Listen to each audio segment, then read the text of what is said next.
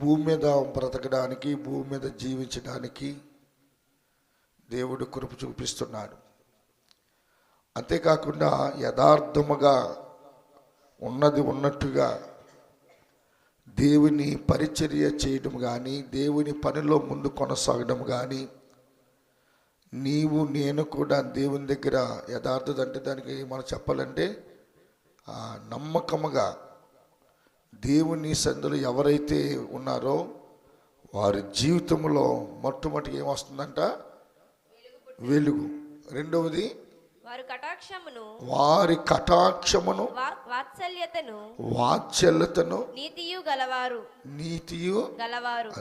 అంటే దేవుని వాత్సల్యత ఈ రోజున ఎప్పుడైతే మనలో వెలుగుందో ఆయన కటాక్షము మన మీద కూడా ఉంటుంది. ఈ రోజున ఎవరు యథార్థవంతులు? ఉన్నది ఉన్నట్లుగా మాట్లాడేటకును, దేవునితో ముఖాముఖిగా మాట్లాడేటకును దేవుని సన్నిధిలో అంటే మోసే యథార్థంగా ఉన్నాడు. అందుకని మోసేతో మేఘములో వచ్చి దేవుడు మాట్లాడుతుండేవాడు. అతడు ఎంత యథార్థంగా ఉండేవాడంటే దేవుని పని చేయటంలోనూ ప్రజలను ముందుకు నడిపించటంలోనూ దేవుడు తనకిచ్చిన బాధ్యతలను నమ్మకముగాను యథార్థముగాను అతడు చేసిన వాడిగా ఉన్నాడని దేవుని యొక్క సందులో దేవుని యొక్క వాక్కు ద్వారా మనలను మనము ప్రతిదినము కూడా జ్ఞాపకము చేసుకునేవారిగా ఉన్నాం.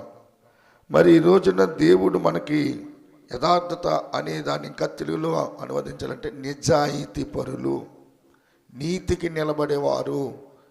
ఈ నిజాయితీ పరులకు చీకటిలో ఎప్పుడు వెలుగు వస్తూనే ఉంటుంది. ఈ యథార్థంగా నడిచేవారు, నిజాయితీగా ఉండేవారికి శ్రమలు వస్తూనే ఉంటాయి. ఉన్న మాట ముఖం మీద మాట్లాడినా, ఉన్నది ఉన్నట్లుగా చెప్పినా వారు ఊరికి సామెత ఏమవుతారంట? దూరం అవుతారని మనం చెప్పుకుంటాం సామెత. కానీ దేవుడు అంటున్నాడు ఆ నిజాయితీగా యథార్థముగా నమ్మకముగా ఎవరైతే ఉన్నారో వారికి ఎప్పుడు చీకటిలో వారు వెళ్ళినా వారు వెళుతున్నప్పుడు వెలుగు వస్తుంది. దేవునికి స్తోత్రం. కారణము దేవుడు వెలుగు చేత మనము నింపబడుతుంటాం. ఇప్పుడు వెలుగు కొరకు ఈ వెలుగు కావాలా? లేకుండా నిజాయితీ లేకుండా యథార్థత లేకుండా దేవుని సన్నిధిలో ఉంటావా? ఈ రోజున శ్రమలు వస్తున్నాయని, ఇబ్బందులు వస్తున్నాయని నీ నడుమునకు అవిసినార అనే నడికట్టు కడితే ఈ అవిసినార అనే నడికట్టంట పరీక్షించుటకును శ్రమల చేత నీవు ఇబ్బందుల చేత గురవుతున్నావు. అయినను ఈ శ్రమల గుండా వెళుతున్నావు, నీ మార్గంలో వెలుగు వస్తుంది. కనుక నీవు నీ నడుమును కట్టుకొని ఎన్ని బాధలు వచ్చినా ఎన్ని కష్టములు వచ్చినా ప్రభు కొరకు నువ్వు శ్రమ పడ్డావా, గొప్ప బహుమానము దేవుడు నీకు ఇచ్చునుగాక. కారణం ఏంటో తెలుసా? ఎవరైతే చీకట్లో వెలుగు ఉదయిస్తుందన్నాడు.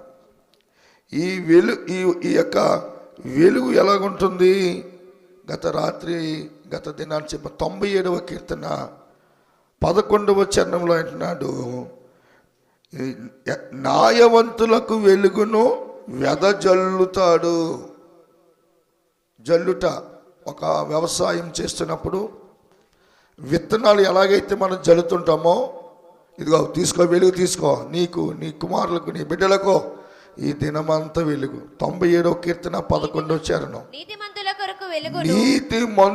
కొరకు వెలుగును యథార్థమైన హృదయము గలవారి కొరకు విత్తుతున్నాడు. కోసుకోవడమే. నువ్వు కొల్ల తెచ్చుకుని ఏం కోసుకోవాలి? వెలుగును ఆనందాన్ని కోసుకోవాలని నిన్న ఉదయం చెప్పాం. ఈ రోజున నేను కూడా నీవు కొడవలతో ఆయన దగ్గరికి వస్తే ఆ కొడవలతో ఏం కోసుకుపోతున్నావు? ప్రతిరోజు నువ్వు వెలుగు ప్లస్ ఆనందం దొరికేది కదా, కోసుకుంటూ వచ్చేది. నువ్వు వెదజల్లుతున్నాడు ఆయన. అందుకని వాక్యాన్ని వింటున్న నేను కూడా ఆయనలో ఉన్న గొప్పతనము, ఆయనలో ఉన్న ఆనందము, మనము కలిగిన వారిగా ఉండాలని దేవాతి దేవుని యొక్క సన్నిధిలో మనము జ్ఞాపం చేస్తాం. యథార్థవంతులకు వెలుగు. 2 ఆయన అన్నాడు సామెతల గ్రంథము 4వ అధ్యాయం 18వ వచనంలో నీతిమంతులకు ఏమవబోతున్నాడు ఆయన? నీతిమంతులకంట పట్టపగల వరకు వేకువ వెలుగు చూడండి. ఇప్పుడు మనం ఒకసారి ఆరైనా ఏ చొక్క ఉంటుంది?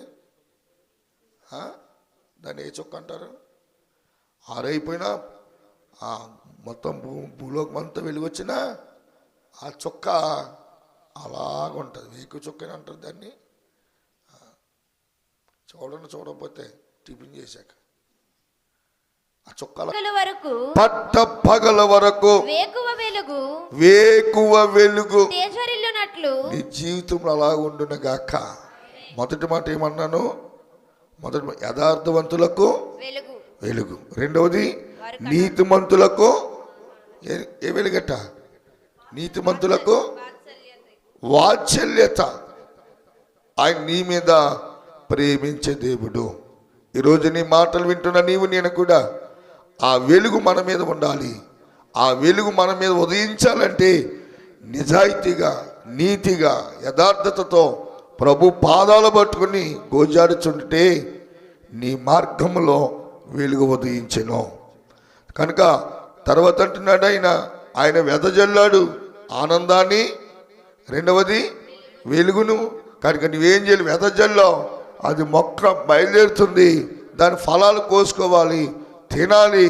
దేవుని యొక్క ఆ పంటను చేకూరాలంటే నీ చేతిలో ఒక ఆయుధం ఉండాలి. అదే 2 అంచులు గల ఖడ్గము. కనుక ఈ 2 కూడా యథార్థవంతులకి ఇస్తున్నాడంట, నీతిమంతులకి ఇస్తున్నాడు. కనుక ఈ దినాన్ని ఎవరు యథార్థవంతులు, ఎవరు